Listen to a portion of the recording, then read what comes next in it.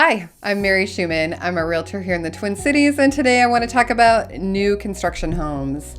I know many areas of the country are having a big building boom going on right now, and that people are moving into brand new communities left and right.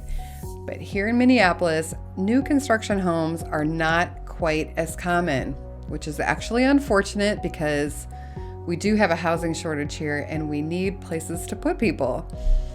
Just because it isn't super common doesn't mean that it isn't happening at all. So in this video, I want to talk about a few things that you may not have considered about building a home, but should keep in mind if you are thinking about going that route over picking a resale home. I'm going to include some costs that you may not have thought of and some other nuts and bolts things to keep in mind before and during the build.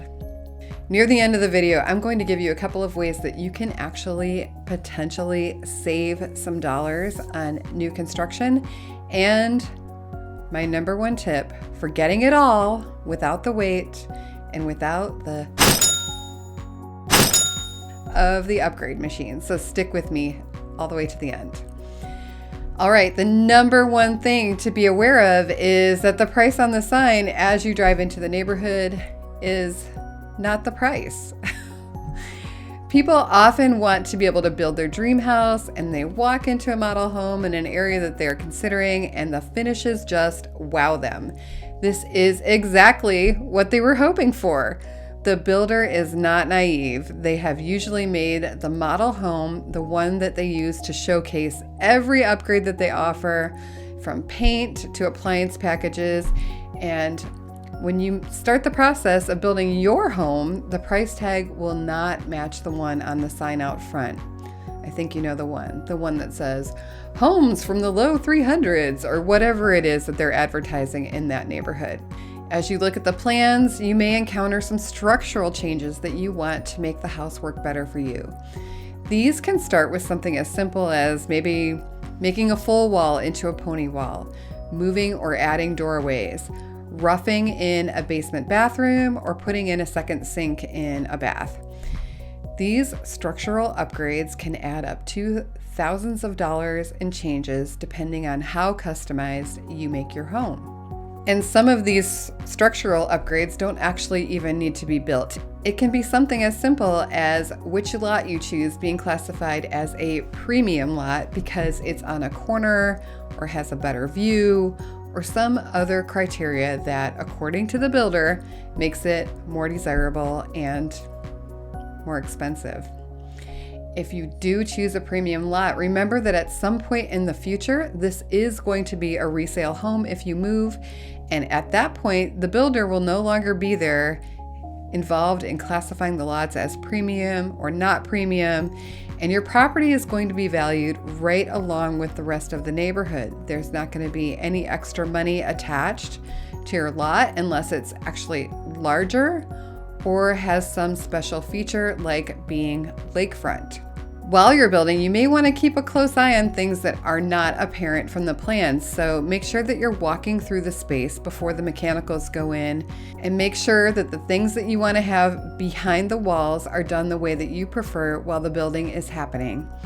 Someone mentioned to me heating and air conditioning ducts, and this is something that I would say that most people really aren't that concerned with until you're actually living with it. Consider the placement of these. Are they going to be under furniture? Not really good. Will it blow right next to your face all night while you're trying to sleep? Yuck. So making these changes will make you happier in the long run, but they may up your price in the short run. Other behind the wall types of considerations are outlets. It feels like there are never enough of these.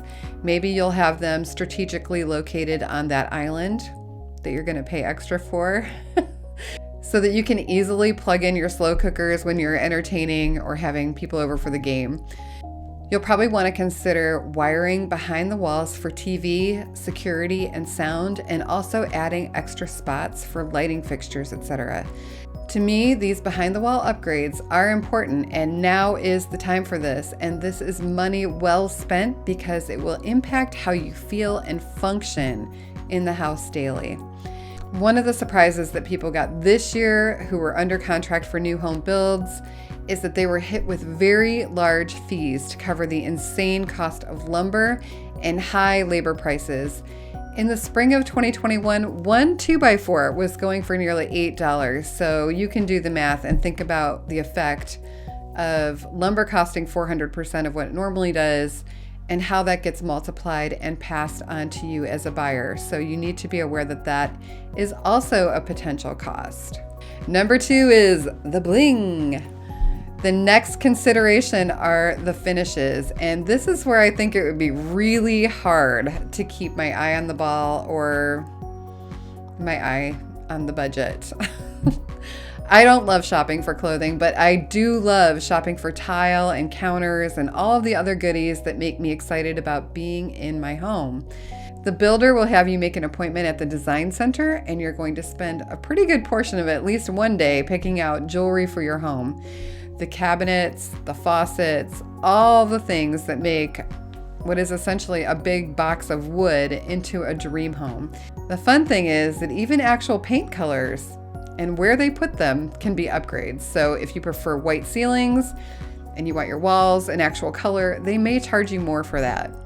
The appliance package that you want will probably not be the one that is the builder basic. So people often easily spend way more than $25,000 extra dollars at the design center. One thing that they won't talk to you about while you're there are window treatments. Basic Home Depot blinds on windows for an entire house are going to be a significant expense. So this is another thing that's often not thought of, but should be. All right, moving to the outside of the house, landscaping. Builders typically do give an allowance for landscaping, and it usually includes really special things like sod and one tree. My brother bought a house in a neighborhood like this about 15 years ago, and it felt exactly like what it was, which was a bunch of houses in a cornfield. Today, it feels completely different because people have added landscaping and trees. But that is definitely one of the things that appeals to me and a lot of other people about established neighborhoods. The fully grown trees, gardens, and things like decks and patios that are also not included in the base price and that you'll pay to build on a new home. I've had the opportunity to add either a deck or a patio to homes that I've lived in over the years, and they're not cheap, but it is worth it. So it's something that you just need to know that you're going to need to plan for in a new build. So what do you think? Are you a new build person, or do you actually want to live in an established neighborhood? I'm interested in how this all shakes out. So leave a comment down below and let me know what you think. All right, number 4, taxes. That's everyone's favorite topic always. So when you buy your new home, chances are that the taxes that you're going to see on that first bill will be for an unimproved lot, meaning that they're just looking at a chunk of dirt, no utilities, sidewalks, or house. And when they tax an unimproved lot, that translates into a teeny tiny tax bill that will not stay in place for long. So you need to be prepared for this because your mortgage company is going to be escrowing for principal, interest, and taxes. They're going to be guessing that number, and they're going to use kind of a rule of thumb to figure out what that should be. And in your head, you should also use this number.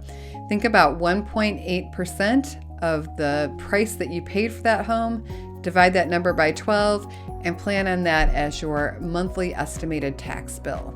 Okay, number 5, other things to think about.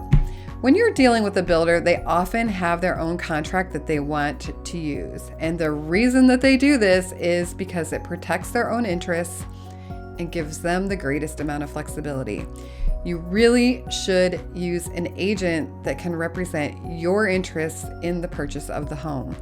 If you walk into a model home unrepresented, you should just understand that the agent they're working is working in the interests of the builder and for the builder. They are not representing you.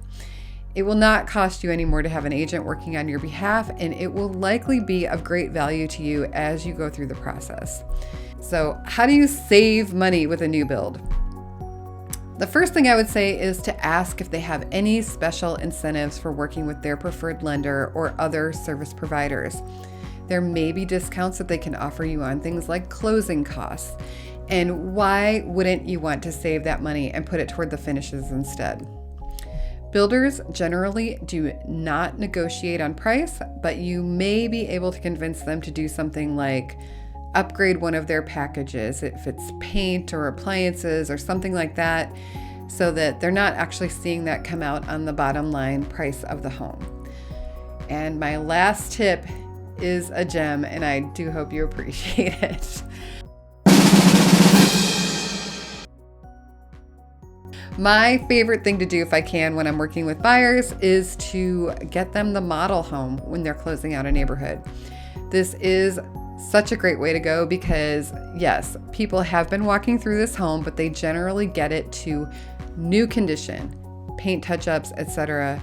And then because it was the model, it has a lot of the upgrades already installed, and it's not like they're going to go through the house and remove these things to bring it back to a base model.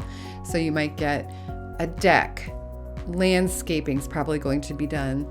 There'll be higher quality flooring and fixtures are going to be included. You're not going to get to customize it necessarily to your taste, but you're going to get like higher end finishes, and the builder just wants to be done with this neighborhood and move on to the next project. So you may also get to negotiate the price a bit. And I know that's crazy talk, but it's worked for me in the past, and it gives the benefits of an established neighborhood, no construction right next door, and a brand spanking new house with a lot of the extras included. That's a bonus. If you have questions or want to chat, my contact information is down below this video in the description box, so just tap the title. That description box is going to pop open and you can contact me that way. Have a great day.